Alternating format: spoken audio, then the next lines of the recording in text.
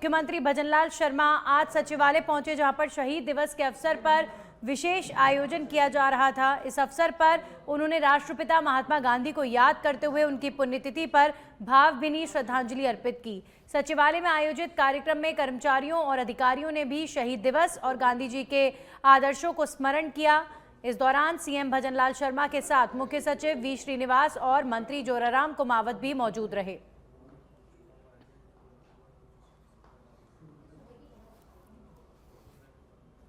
तो आज सचिवालय में राष्ट्रपिता महात्मा गांधी को श्रद्धांजलि अर्पित की मुख्यमंत्री भजनलाल शर्मा ने।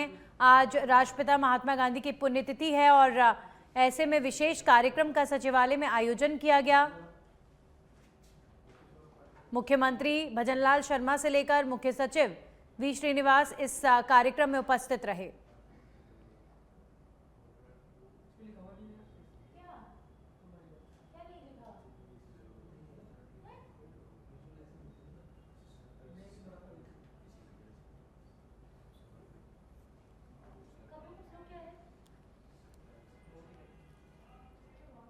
और अब आपको सीधा लेकर चलते बीजेपी के प्रदेश कार्यालय, जहां पर बीजेपी के प्रदेश अध्यक्ष मदन राठौर क्या कुछ कह रहे हैं, सुनिए।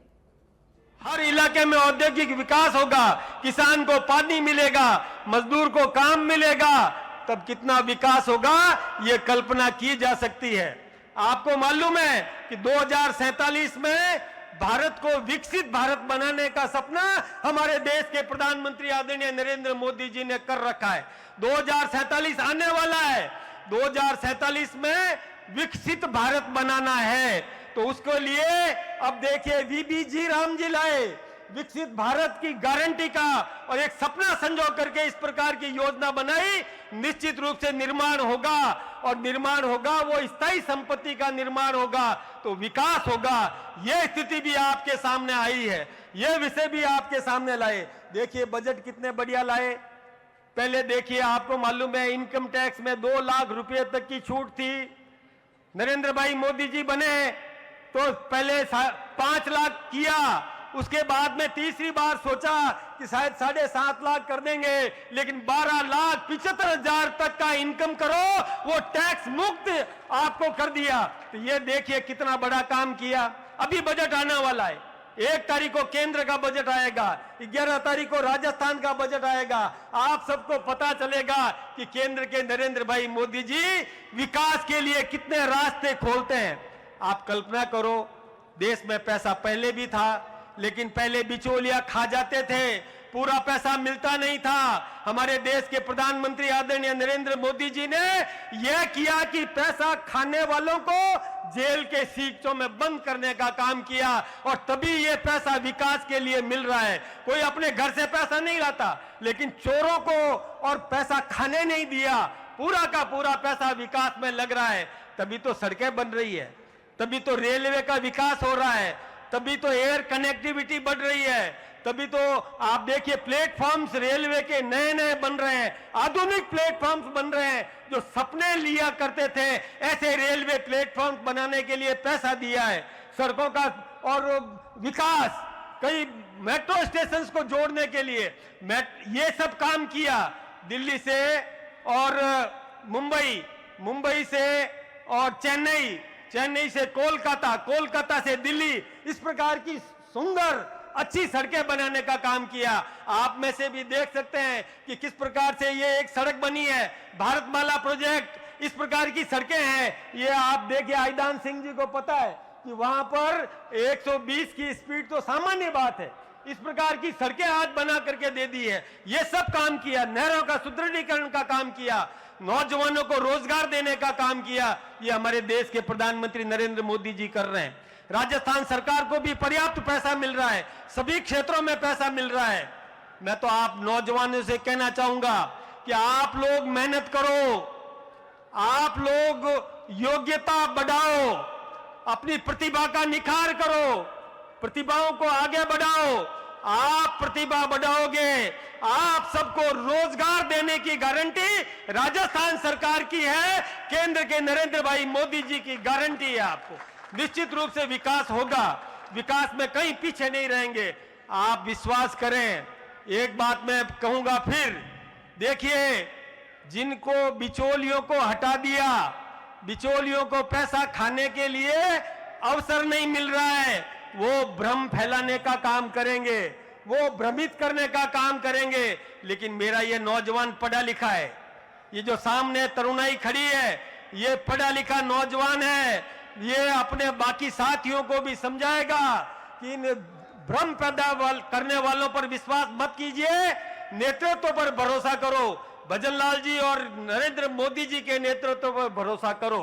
हमने युवाओं को आगे बढ़ाने का काम किया है। आप जानते हैं कि जगत गुरु शंकराचार्य, जिन्होंने दुनिया को पाठ पढ़ाया, ये महान संत जानते हैं कि जगत गुरु शंकराचार्य भी 32 वर्ष में विश्व गुरु बन गए। 32 वर्ष की उम्र में विश्व गुरु बन गए।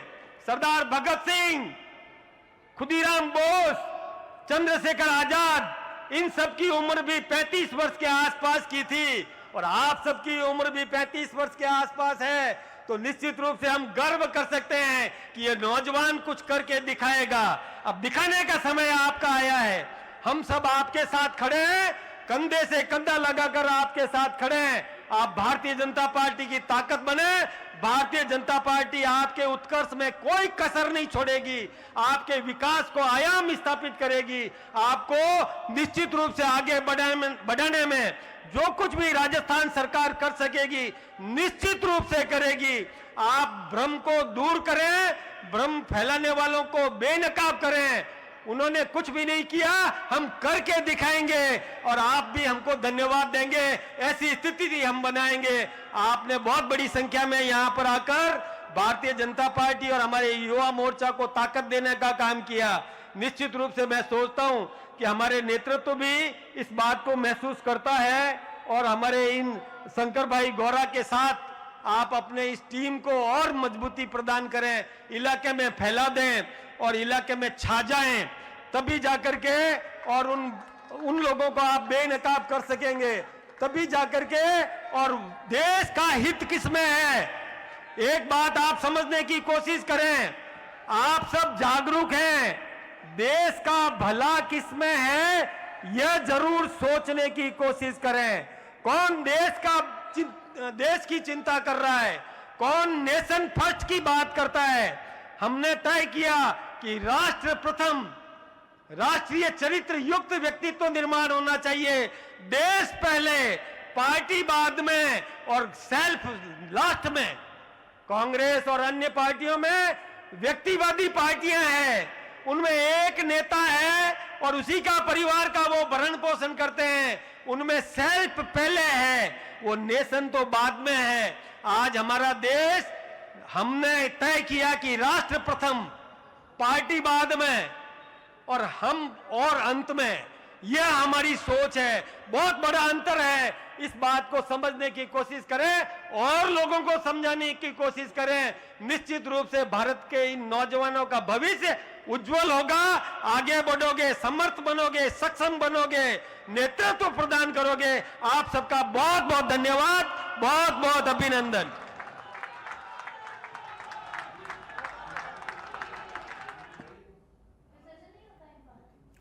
खबरों में आगे बढ़ेंगे और बात करेंगे। जयपुर से खबर है, जहां पर उप मुख्यमंत्री दिया कुमारी ने अपने जन्मदिन के अवसर पर जयपुर के आराध्य देव श्री गोविंद देव जी मंदिर में विधि विधान से पूजा अर्चना कर दर्शन किए।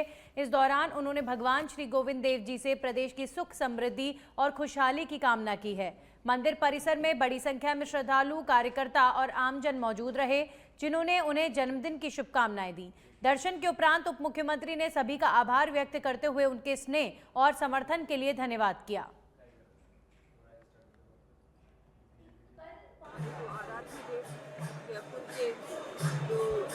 सब कुछ है जयपुर के लिए, आप दर्शन किए और अब राजघाट के शुभाते जाऊँगी, जाऊँगी। फिर मेरे क्षेत्र में भी पहले सबसे पहले तो जाके दर्शन करूँगी, उसके बाद सबसे मिलने जुलने का कार्यक्रम है। दिल्ली में लोकसभा स्पीकर ओम बिरला ने राष्ट्रपिता महात्मा गांधी की पुण्यतिथि पर राजघाट स्थित उनकी समाधि स्थल पर पुष्पांजलि अर्पित की है। तस्वीरें आपके सामने, जहां पर आज राष्ट्रपिता महात्मा गांधी की पुण्यतिथि के उपलक्ष्य में देश भर में लोग उन्हें श्रद्धांजलि अर्पित कर रहे हैं। और बापू को याद किया जा रहा है। आज दिल्ली में लोकसभा स्पीकर ओम बिरला ने भी राजघाट पहुंचकर राष्ट्रपिता महात्मा गांधी के प्रति श्रद्धांजलि अर्पित की, पुष्प अर्पित किए।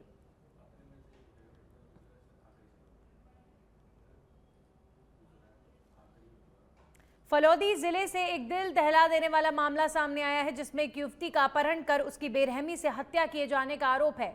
पीड़ित परिवार का यह कहना है कि आरोपी शादी के लिए दबाव बना रहा था और मना करने पर धमकियां देता था। बदनामी के डर से पहले कोई कानूनी कार्रवाई नहीं की गई। घटना 28 जनवरी 2026 को हुई, जब आरोपी और उसके साथियों ने युवती को जबरन गाड़ी में डालकर ले गए और मारपीट की। गंभीर हिंसा के कारण युवती की मौत हो गई। बाद में पीड़िता को अस्पताल ले जाया गया, जहां पर उसे मृत घोषित कर दिया गया। वहीं आरोपी मौके से फरार हो गया। पीड़ित परिवार ने अपहरण, हत्या, आपराधिक साजिश और धमकी जैसी धाराओं में FIR दर्ज करा दी है। फिलहाल पुलिस मामले की निष्पक्ष जांच में जुटी हुई है। क्षेत्र में घटना को लेकर भारी आक्रोश है और लोगों ने आरोपियों की जल्द गिरफ्तारी की मांग की है। जी, न्याय होना चाहिए, हमारे लिए सब कुछ सही होना चाहिए। मृतका का नाम क्या है? मृतक का नाम संतोष देवी। कौन सा गाँव उसका? केलन सर है। और आरोपी कौन है, कहाँ का रहने वाला है? और चिमड़ा का हमारा भाई है, पूंजी ही है। वो पहले से परेशान करता था? हाँ, बहुत पहले से परेशान करता था। और थाने में पहले सगाई की थी, इसके लिए वो आया था शादी का दबाव करके कि मेरे से शादी करो।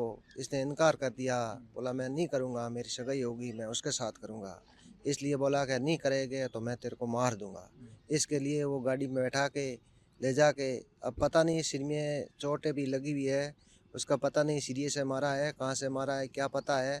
इसके बाद में वो गाड़ी में बैठा के गाड़ी रपटा के उसको ख़त्म कर दिया है। ख़त्म करने के बाद में वो आगे गया है, आगे गाड़ी लेके हॉस्पिटल लेकर के भर्ती करके उसने। बात करेंगे सवाई माधोपुर में गुलाब बाग पार्क में शहीद दिवस कार्यक्रम आयोजित किया गया, जिसमें राम धुनी के साथ महात्मा गांधी को याद किया गया।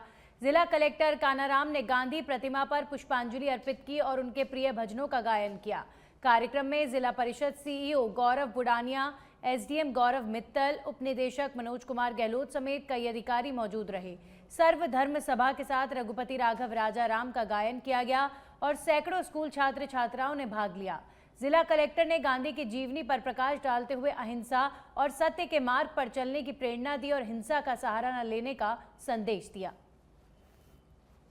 शहीद दिवस कार्यक्रम पे जो माननीय महात्मा गांधी जी उनकी इस मूर्ति का माल्यार्पण करने के बाद सर्वधर्म प्रार्थना सभा का आयोजन किया गया। इस अवसर पर जितने भी उपस्थित हमारे प्रतिभागी थे और जिलेवासियों से विशेष तौर पर गांधी के जो मूल्य हैं उनको अपनाने, उनको आत्मसात करने का निवेदन किया गया है। विशेष तौर पे जो साध्य के साथ साधन की पवित्रता है उस पर विशेष जोर दिया गया है। सत्य का मार्ग अपनाएं, हिंसा का सहारा नहीं ले। जो भी पवित्र उद्देश्य आपके हैं उनको प्राप्त करने के लिए आप पवित्र साधनों का प्रयोग करते हुए आगे बढ़े। दौसा में महात्मा गांधी की पुण्यतिथि पर शहीद दिवस गुरुवार को जिला कलेक्ट्रेट परिसर में श्रद्धा और सम्मान के साथ मनाया गया। जिला कलेक्टर देवेंद्र कुमार की मौजूदगी में अधिकारियों और कर्मचारियों ने गांधी जी के छायाचित्र पर पुष्पांजलि अर्पित की, उनके प्रिय भजनों का गायन किया और 2 मिनट का मौन रखकर राष्ट्रपिता को याद किया। कलेक्टर ने कहा कि महात्मा गांधी ने देश की आज़ादी के लिए सर्वोच्च बलिदान दिया और उनका सत्य और अहिंसा का मार्ग देश को मजबूत बनाने का रास्ता है। उन्होंने देश के अन्य वीर सपूतों को भी याद करते हुए उनके सपनों का सशक्त भारत बनाने का संकल्प लेने का संदेश दिया। देश भर में शहीद दिवस मनाया जाता है। दौसा जिले में भी हमने कार्यालय के अंदर जो महात्मा गांधी जी के प्रिय गीत थे और रामधुनी थी उसका गान किया और उनके इस बलिदान को याद किया। समस्त दौसा वासियों से भी मेरा यही आग्रह है कि आज शहीद दिवस के रूप में मनाया जाता है। महात्मा गांधी जी और अनेकों सैनिक जिन्होंने इस देश की रक्षा में अपने बलिदान दिया है, हम उनको याद करें, उनको नमन करें और ये प्रण लें कि हम भारत को एक स्ट्रॉन्ग। नागौर जिले के रियाबड़ी उपखंड के थावला कस्बे में पटवारी भागीरथ चौधरी पर किसानों ने गंभीर भ्रष्टाचार और लापरवाही के आरोप लगाए हैं। आरोप है कि पटवारी समय पर कार्यालय नहीं आते, कई सरकारी कामों के लिए किसानों को अपने घर बुलाते हैं और पैसों की मांग करते हैं। सीमा ज्ञान, नामांतरण और अन्य राजस्व कार्य महीनों तक लटके रहते हैं। किसानों का कहना है कि अधिक सवाल पूछने पर उन्हें धमकी दी जाती है और पटवारी को 26 दिसंबर 2023 को निलंबित करने के बावजूद हल्का पद दे दिया गया है। अतिरिक्त जिला कलेक्टर चंपालाल जीनगर ने ये जानकारी दी है कि शिकायत प्राप्त हुई है। जांच के लिए पत्र जारी कर दिया गया है और दोषी पाए जाने पर सख्त कार्रवाई की जाएगी। ये जो हमारा पटवारी है भागीरथ चौधरी, ये धांधली पे धांधली कर रहा है कुछ फ्रॉड लोगों से मिलकर, और जो भी कोई म्यूटेशन चढ़वाना चाहता है जिसकी 1 से 2, 3, 4 भूमि है तो सबके अलग अलग 5-5, 10-10 हज़ार रुपये मांगता है। तो हमने बोला कि भाई एक आधार कार्ड से सभी नकलों पे म्यूटेशन चढ़ाए जा सकते हैं, तो उन्होंने बोले सभी नकल के अलग अलग पैसे लगेंगे। और जब भी हम कोई मौका या नक्शा मांगने के लिए जाते हैं तो कैसे कहता है कि हम ऐसा कुछ बनाते ही नहीं है, ये बंद ही कर दिया हमने हाँ। और हमारे घर पे आ जाना, किसी कोई जैसे 1-2 कोई आदमी है धांधली वाला, उसको साथ में लेके आ जाना, फिर हम आपका काम कर देंगे। और पैसे भी ले लेता है, काम भी नहीं करता है और अनियमित व्यवहार करता है। मंडावा में 30 जनवरी को बाईपास हाईवे पर रामगढ़ पुलिया यादव रेस्टोरेंट के पास एक ओपन बॉडी ट्रेलर ट्रक असंतुलित होकर पलट गया। ट्रक सोलर पैनल का सामान भरकर पिलानी से बीकानेर जा रहा था। हादसे में ट्रक का सड़क किनारे बनी सेफ्टी दीवार टूटने के बाद दुर्घटनाग्रस्त हो गया और सारा सामान सड़क पर बिखर गया। ट्रक के टायर भी टूट गए। मंडावा पुलिस ने मौके पर पहुंचकर बिखरे सामान को हटाकर यातायात सुचारू किया। गनीमत रही कि चालक और परिचालक सुरक्षित रहे, लेकिन ट्रक पूरी तरह से क्षतिग्रस्त हो गया।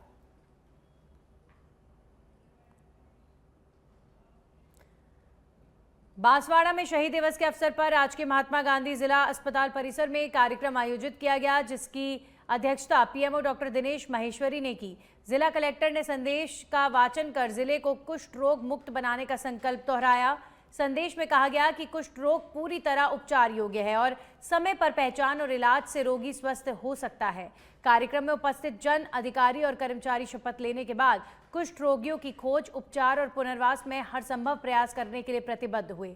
साथ ही समाज में फैली भ्रांतियों को दूर करने और रोगियों के साथ समानता और करुणा का व्यवहार अपनाने का आह्वान किया गया। 27 जनवरी से लेकर 5 फरवरी तक आयुर्वेदा पद्धति पे आधारित कैंप चलाया जा रहा है, जिसमें आपको ओपीडी फैसिलिटीज भी है, इसके अलावा सर्जिकल फैसिलिटीज उपलब्ध करवाई जा रही है। पेशेंट को एडमिट करने की सुविधा भी है और एडमिशन के बाद आयुर्वेदा पद्धति में जो आहार होता है वो भी यहाँ पे पेशेंट को उपलब्ध करवाया जा रहा है। और बड़ी खुशी की बात है कि प्रतिदिन 200 से 300 के आसपास की ओपीडी है। आज के ज़माने में जो लाइफस्टाइल डिजीज़ हैं, जैसे डायबिटीज़ है, हाइपरटेंशन है, ओबेसिटी है, मोटापा, शुगर, ब्लड प्रेशर, जिनको तो सामान्य भाषा में बोलते हैं, काफ़ी ज़्यादा होने लग गया है।